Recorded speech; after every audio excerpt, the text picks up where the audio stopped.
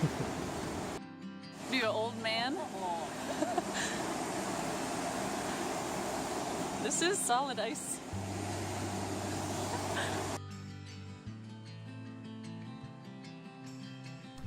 Hey guys, Happy New Year!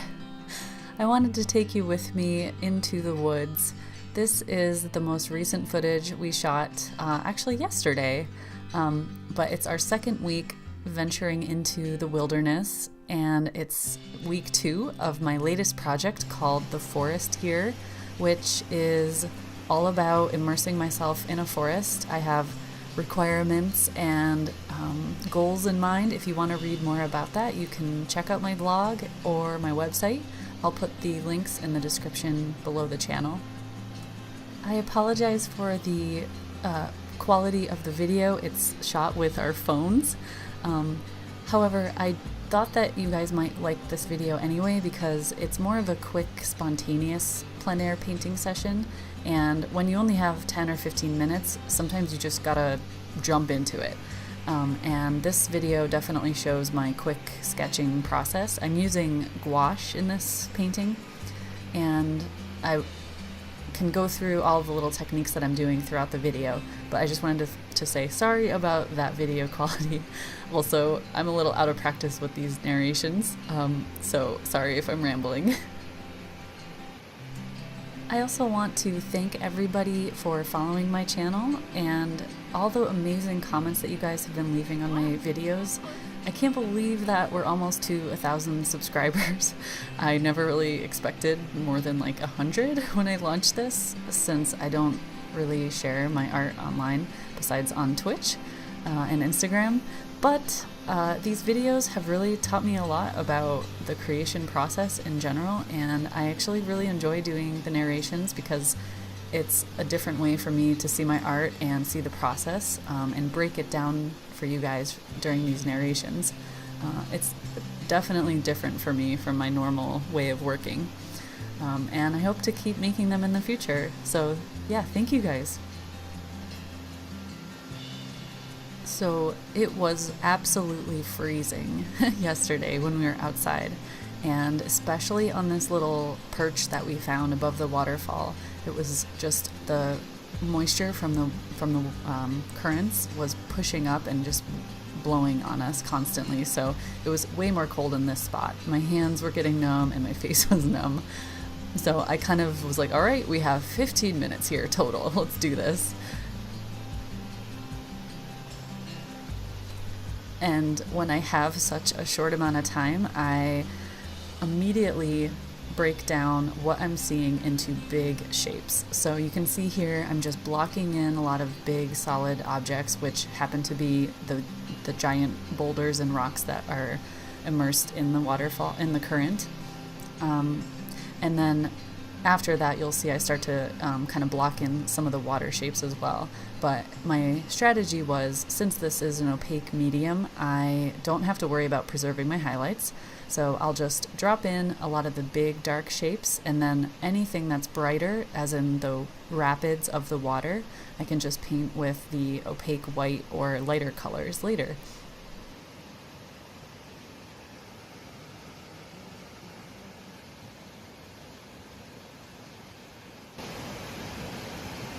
I usually do all the dark layers, like the blocking in my big dark spots, and then I'm going to go on top of that with more of the moving water, and then all the highlights on the little rocks and surfaces.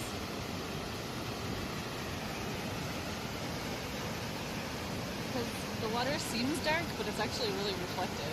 The edges are really dark, and some of the rivulets are really dark, but there's so many bright spots, and it's actually reflecting the sky, so it's like a light gray.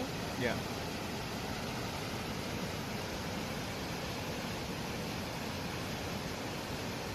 You don't really care, do you? I thought you were doing it for the sake of the video. Oh, no. I was talking to you. Oh. If you want to learn about art. Drawing? Yeah. It's all part of that. It's observing. I'm drawing with paint right now. Technically. And if you have trouble seeing color or values, you can squint your eyes, and it kind of like minimizes it into bigger blobs, which is a huge help.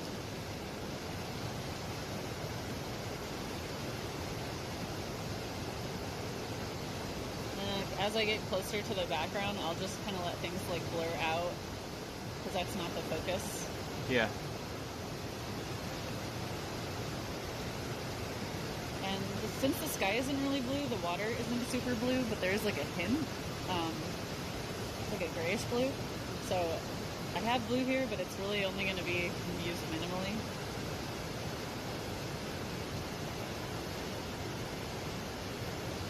The water is almost like just showing the darkness of the rocks, except the sky is reflecting on it.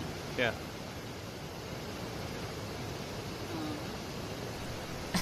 That voice you hear is my fiance. He often helps me with these videos and is my wilderness companion. So sometimes I like explaining things to him as well, because he's trying to get into drawing and art. So that was a little, that was kind of funny. Well, I want to learn about drawing. Well, this all applies to art and drawing. One of the best things you can do to help yourself learn art is learn how to observe. The white has to be the last layer because it's opaque, so it's not like watercolor where I'm like preserving my highlights. Yeah.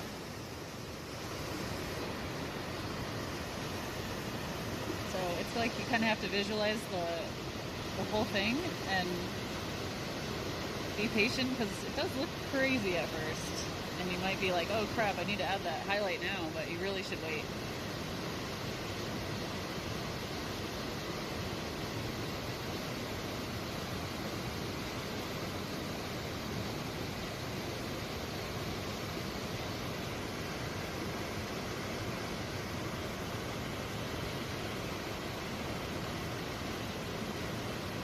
Using purple just for fun.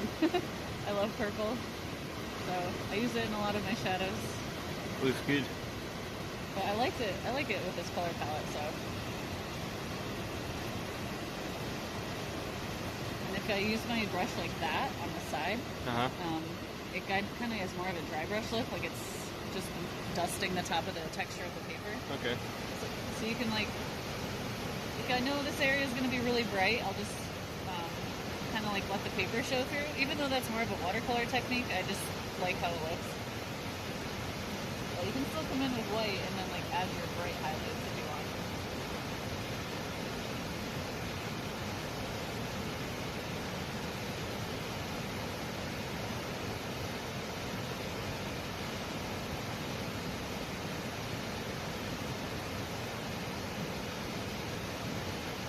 And that's like a really that waterfall, the big rushing waterfall part, the cascade or whatever. Yeah.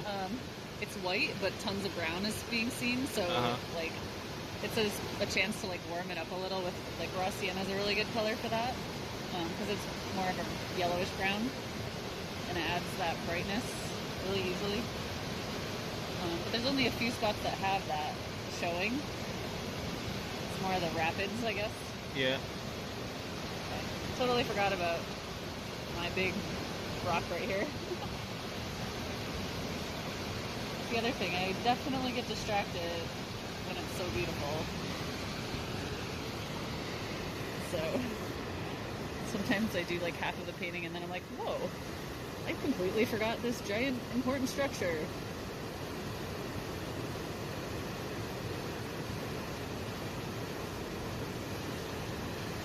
I'm using just like very blocky shapes because, well, I mean, the rocks are actually pretty organic, but they have a lot of straight edges, so this flat brush is perfect for that. I kind of like that chunky look anyway, especially with gouache. Right. This is actually really dark.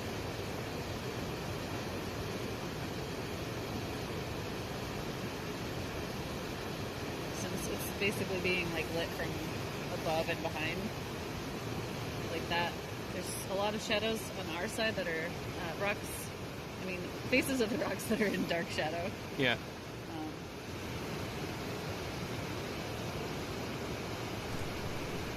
As I mentioned, I really like these square brushes for blocking in my big shapes, especially with gouache.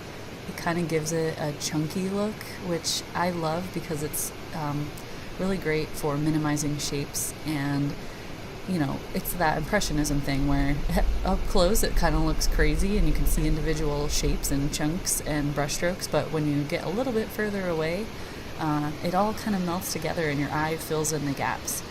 I love that juxtaposition of rough and loose shapes and brushstrokes, seeing the artist's hand in the work, and yet it still has that sense of realism, and you're capturing little bits and pieces of real nature with your paint.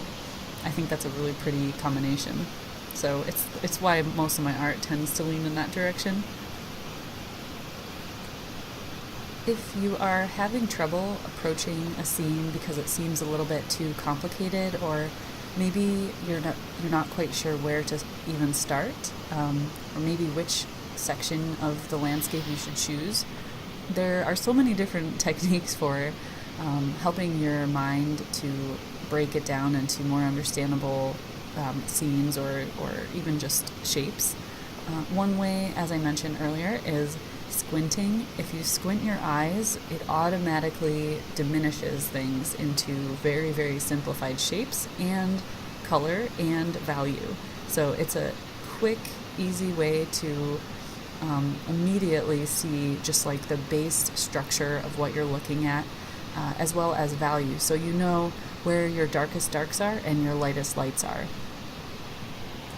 And once you drop in those main big shapes, for instance here I clearly have 3 rock formations that I'm focusing on, and I started out with just getting the overall shapes down. Now I'm going in with another layer and I'm darkening the shadows, I'm brightening the highlights, I'm adding a little color variation based on what I see or just my own artistic interpretation. And so you can just build it up layer by layer, get a little bit more detailed as you go. And you can leave it very, very stylized, very impressionist, or you can sit there forever and try to get it very, very, very realistic. But like I said earlier, it was freezing, and I knew I wanted to limit my time. And sometimes you see me holding up my notebook or my brush, and I kind of like line things up, or most of the time I'm just seeing how my colors and my values compare to what I see in real life.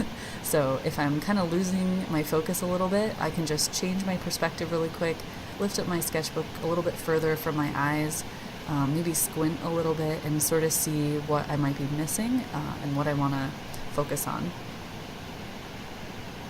Yeah, ice is kind of hard to do. When it comes down to it, this is my really well. Personal artistic interpretation of what I see. So do I want to copy exactly what I see in terms of color and form, or do I want to leave something interesting on the paper, something that came from me observing real life, filtered through my own artistic experiences and aesthetic, and output something that's really interesting to me as an artist.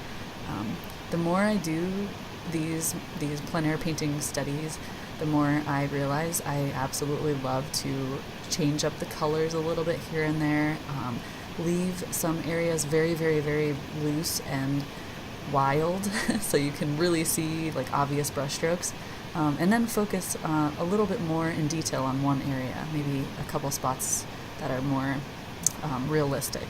I like that shifting in the painting.